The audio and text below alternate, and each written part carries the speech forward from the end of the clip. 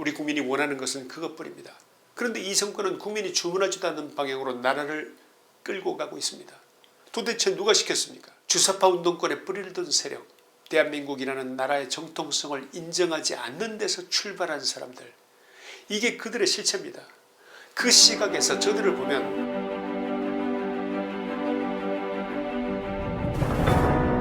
일요서울 8월 19일자 보도에 따르면 미국이 국정원과 국방부 대북정보협의단의 입국 비자를 거절했다고 합니다.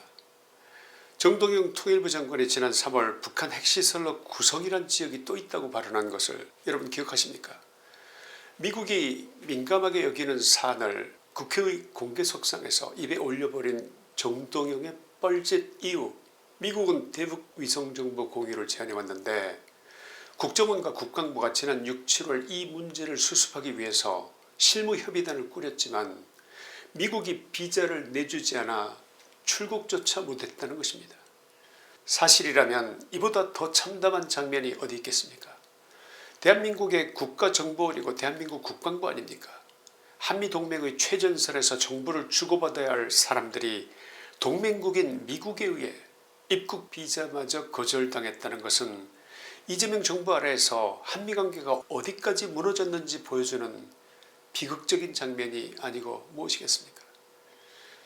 국정원은 이 같은 보도를 즉각 부인했습니다. 협의단 구성도 비자 거부도 사실무근이라고 했습니다. 좋습니다. 그 해명은 그대로 존중하겠습니다.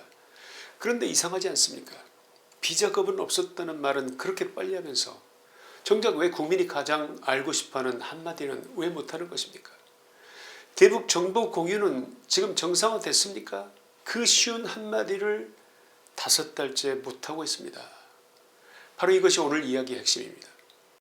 지난 3월 6일 국회 외교통일위원회에서 정동영 통일부 장관은 북한의 미공개 우라늄 농축시설이 평안북도 구성에 있다고 공개적으로 말했습니다.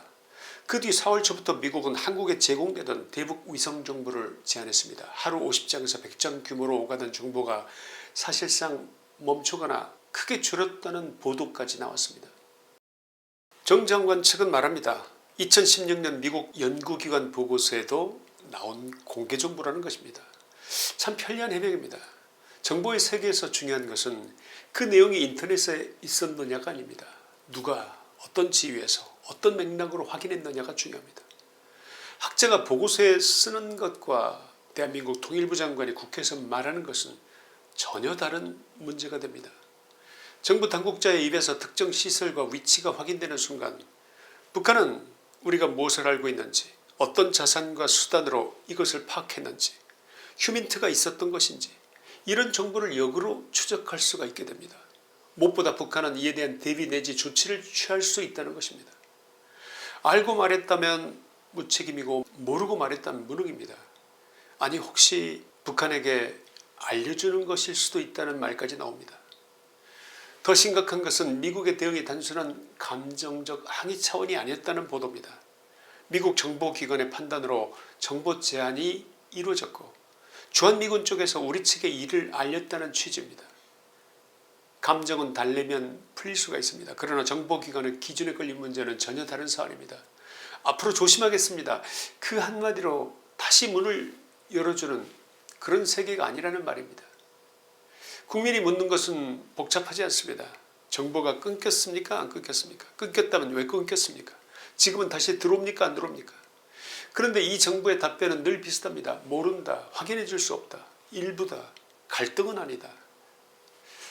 그만큼 숨겨야 할 이유가 있거나 속된 말로 캥기는 데가 많다는 얘기로 들리지 않습니까? 대한민국 안보가 지금 아마도 괜찮을 겁니다. 이런 수준으로 운영되고 있는 이 현실을 어쩌면 좋겠습니까? 그리고 그 대가는 결국 국민이 지불하게 됩니다. 보도에 따르면 우리 군은 북한 위성사진을 해외 민간업체에게 많은 돈을 주고 구매하는 방안을 추진하고 있고 관련 상용화 목표는 2029년이라고 거론됩니다. 동맹을 통해서 받아보던 정보를 이제 돈 주고 보완해야 하는 처지가 된 것입니다. 세금으로 정보의 눈을 다시 사는데 정작 그 눈을 감기게 해버린 정동영, 그는 아무 책임도 지지 않습니다. 주던 정보를 안 주는 것이 문제가 아니라 무너져버린 신뢰를 어쩔 겁니까? 이 정권의 놀라운 능력은 바로 이것입니다. 사고는 국가가 치고 수습 비용은 국민이 냅니다. 실언은 장관이 하고 청구서는 납세자에게 갑니다. 미국과의 관계는 날이 갈수록 파탄 수준으로까지 내리막을 치닫는데 이것이 바로 반국가 세력이 원래 애초에 의도했던 바가 아니었는지 그것까지 의심스럽습니다. 그런데 이 와중에도 정부 안에서는 자기들끼리 싸웁니다. 8월 5일 통일부는 유엔 총회와 에이펙을 계기로 정전체제를 평화체제로 바꾸겠다는 구상을 내놨습니다. 그러자 같은 정부의 조현 외교부 장관이 공개적으로 이건 너무 이상적이다 이렇게 제동을 걸었고, 해당 구상은 국가안전보장회의에서 합의된 문안도 아니라고 덧붙였습니다. 심지어 디스카운트해서 들어달라 이런 취지의 말까지 나왔습니다. 그리고 곧바로 하루 뒤 외교부는 서둘러서 말합니다. 갈등이 아니다. 정부는 원팀이다. 그런데 열흘 뒤인 8월 15일 이재명은 광복절 경축사에서 남북평화체제를 추진하겠다고 했습니다. 외교부 장관이 이상주의적이라고 깎아내렸던 바로 그 구상을 대통령이 국민 앞에서 그대로 밀어붙인 것입니다. 그리고 디스카운트 하라던 외교부 장관의 체면은 뭐가 되겠습니까? 얘네들은 손발이 이렇게도 안 맞습니다. 이래가지고 어떻게 정부라는 말을 할 수가 있겠습니까? 그리고 청구서는 한 장이 아닙니다. 트럼프 대통령은 8월 16일 이재명과 통화한 내용을 직접 공개했습니다. 이란 비핵화에 협력하겠냐고 물었더니 노 땡큐, 사양하겠다는 답이 왔다는 것입니다. 이어 방위비와 주한미군 문제는 다시 거론됐습니다. 대미 투자 이행 문제로 추가 관세 압박이 나왔고, 쿠팡 문제를 두고도 미국 정치권과 한국 정부 사이에 긴장은 표면화됐습니다. 여기에 을지 자유의 방패 한미합동 군사훈련은 8월 17일부터 27일까지 열하루 일정으로 시작해놓고 단 3일 만에 21일에 중단되는 초유의 사태가 벌어집니다. 훈련이 한창 진행되는 동안에 훈련이 축소되고 없어졌습니다. 이것들을 하나씩 떼어놓고 보면 그저 나쁜 뉴스일 뿐입니다. 그런데 한 줄로 꿰어놓고 보면 전혀 다른 그림이 나옵니다. 지금 워싱턴은 대한민국 정보를 함께 나눌 파트너로 신뢰하지 않고 있다. 저는 이 신호가 그렇게 읽힙니다. 정보를 준다는 것이 무엇이겠습니까? 사진 몇 장 건네주는 일이 아닙니다. 그 사진을 찍기 위해 어떤 위성을 어느 궤도에 올렸는지, 누가 위험을 무릅쓰고 그 안에 들어가 있는지까지 함께 맡기는 일입니다. 정보를 준다는 것은 사실 사람의 목숨을 맡기는 것입니다. 그래서 정보의 세계에는 오래된 순서가 있습니다. 첫째, 정보를 받는 쪽에 대한 믿음이 흔들리면 건네줘야 할 정보의 양을 줄이게 되어 있습니다. 둘째, 그래도 불안하면 주는 정보의 등급을 낮춥니다. 셋째, 그것으로 안되면 이런 자들과의 만남 자체를 피해버립니다. 자, 우리는 지금 이 세 단계 가운데 어디쯤 와 있다고 생각하십니까? 정보의 양은 줄었습니다. 위성 정보는 제한됐습니다. 그리고 수습하러 가겠다는 협의단에게 미국은 비자 발급조차 거부했고 대한민국 대표단이 비행기조차 못 탔다는 보도가 이미 나왔습니다. 여러분, 이 흐름은 그 실체를 제대로 안다면 무섭다 못해 공포 그 자체일 수 있다는 생각 안 드십니까? 그래서 요즘 제가 잠이 안 온다는 표현을 자주 하는 이유가 그래서입니다. 정동영 한 사람의 입 때문에 여기까지 왔다고 생각하십니까? 저는 그렇게 생각하지 않습니다.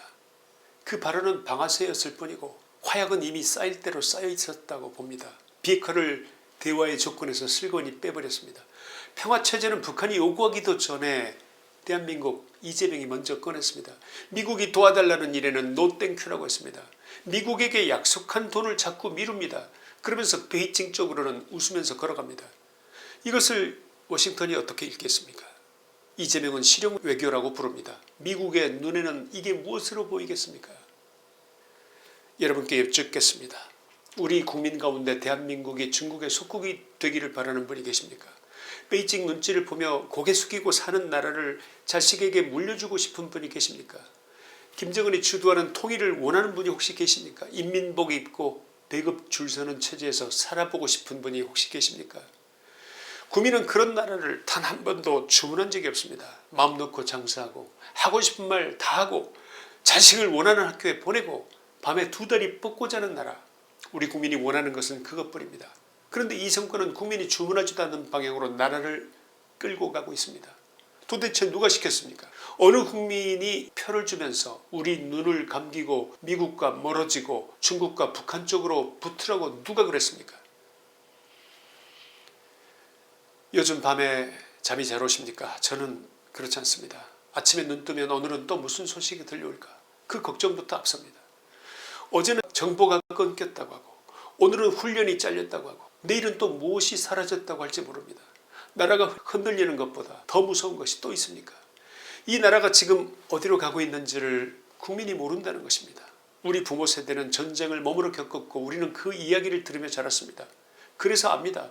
나라는 어느 날 갑자기 무너지지 않습니다. 조금씩 하나씩 별것 아닌 것처럼 사라지다가 어느 날 한꺼번에 무너지는 것입니다. 결론입니다. 정보는 나라의 눈입니다. 동맹은 그 눈을 함께 쓰자는 약속입니다. 지금 우리는 그 눈을 5달째 제대로 쓰지 못하고 있는데 이 정권은 잃었다는 말조차 국민에게 똑바로 하지 않습니다. 책임지고 물러난 사람 하나 없습니다. 북한이 알면 안 될 것을 국회에서 술술 떠벌리고 국민이 알아야 할 것은 5달째 감추고 있습니다. 저는 이런 정부를 본 적이 없습니다. 이것은 단순한 무능이라고만 부르지 않겠습니다. 무능은 고쳐보려다 실패하는 것입니다. 이들이 하는 꼬락서니를 보면 고칠 생각이 전혀 없는 자들입니다. 다분히 의도적이라는 말인 것입니다. 그래서 국민된 한 사람으로서 잠이 안 온다고 그래서 그렇게 말씀드리는 것입니다. 지금 이 나라의 권력을 쥐고 있는 사람들, 주사파 운동권에 뿌리를 둔 세력, 대한민국이라는 나라의 정통성을 인정하지 않는 데서 출발한 사람들, 이게 그들의 실체입니다. 그 시각에서 저들을 보면 저들의 모든 행동이 설명됩니다. 미국과는 멀어지고 중국과 북한 쪽으로는 다가가고 우리의 손발은 스스로 묶는 것, 그들에게는 실수가 아니라 아주 일관된 행동일 것입니다. 여러분 어떻게 생각하십니까? 그러면 우리에게 남은 길이 무엇이겠습니까?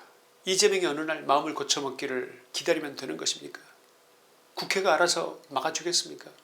침묵하는 언론이 국민을 대신해서 싸워주겠습니까? 지난 5달이 그 답을 이미 보여주지 않았습니까? 남은 길은 하나뿐입니다. 국민이 깨어나 일어나서 헌법과 법이 정한 절차 안에서 이 주사파 운동권 세력을 권좌해서 끌어내리는 것입니다. 그것 말고 이 문제를 푸는 방법은 전혀 없습니다. 끊어진 정보도 금이 간 동맹도 잘려나간 훈련도 결국 이 하나를 바로 잡아야 제자리로 돌아옵니다. 국민 여러분, 오늘 이 이야기를 주변에 알려주십시오. 자녀에게 얘기하십시오. 이웃에게 얘기해 주십시오. 지금은 분노를 삼킬 때가 아닙니다. 그 분노가 우리의 눈을 다시 뜨게 하고 이 나라를 지키는 마지막 방패가 되리라고 생각합니다. 김치환의 시사에 대해서입니다. 감사합니다.